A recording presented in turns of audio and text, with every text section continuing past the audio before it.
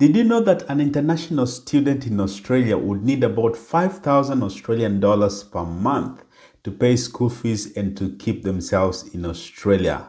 Hello, how are you doing? Barnabas here. Hope you're doing well. Due to public demand, in today's video, I'll be explaining the budget expenditure for an international student. I will compare that to some estimates of an international student's income, considering that they are only allowed to work some limited hours per fortnight. Now, let's jump straight into it. Let's begin with the expenditure side.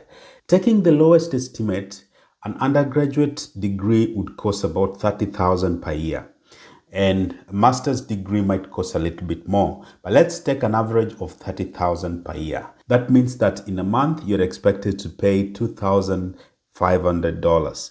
The second one would be rent, which if you're very lucky you might get about $1,000 per month of shared accommodation. That's just one room, and then you share the rest of the areas of the house. The third one is insurance.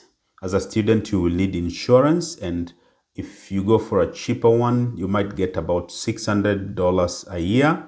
That means in a month, you'll pay $50. The fourth one will be food. If you're disciplined enough, you might spend about $400 a month on food. And then car and transport. Number five, if you buy a car of about 5,000, that's outside this budget, then you will have to fuel it.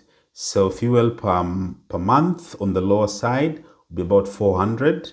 As a student, you'll be moving if you want to drive, and if you want to, go to work, you might need a car. So I've just put it as, $100 per week. So in a month, you spend about 400. And then for that car, you will need a rego, so registration, which is about 75 a month. And then insurance for that car. If it's a comprehensive insurance for a month, you'll pay about 250 Australian dollars. And then we just put something miscellaneous of about 250 per month. That brings you to a total of about 5,000.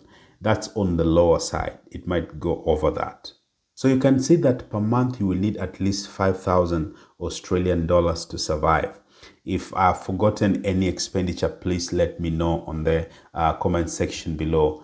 For international students, I know this is very fresh. You can give me some expenditures that I've forgotten. Please put them in the comment section below.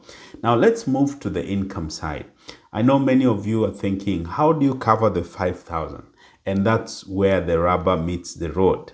Remember, for international student, you're only allowed at the moment to work for about 48 hours a fortnight. Now, if we take an average of about $35 an hour, and you're only allowed to work 48 hours a fortnight, that comes to about $1,680 a fortnight, which is $3,360 per month before tax. Take out the tax, it will be about 3,000 Australian dollars, give or take.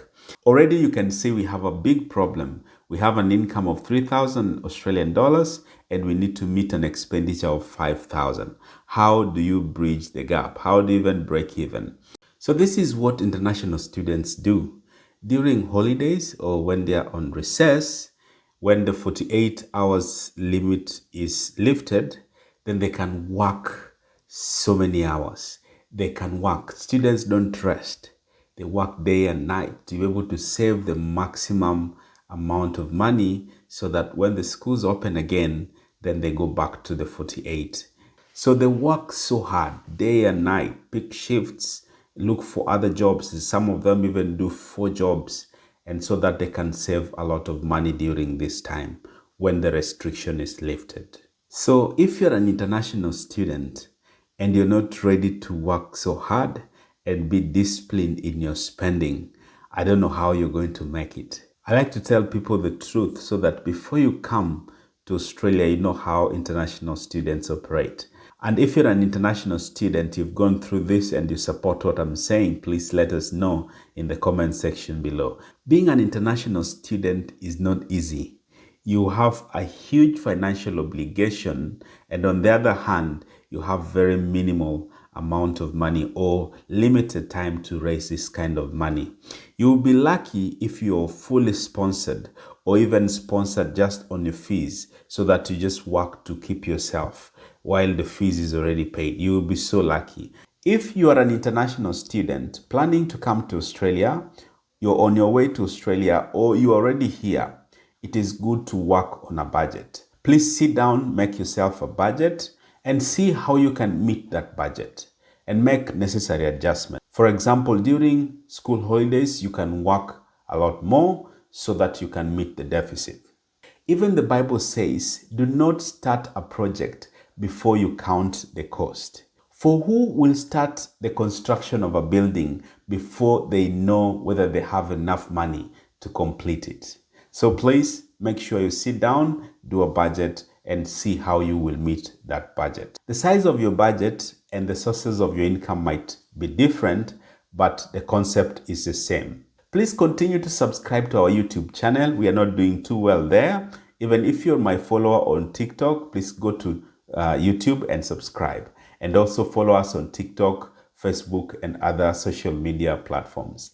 That's all I had for you today. Till next time, my name is Barnabas, the son of encouragement. Bye-bye and God bless you.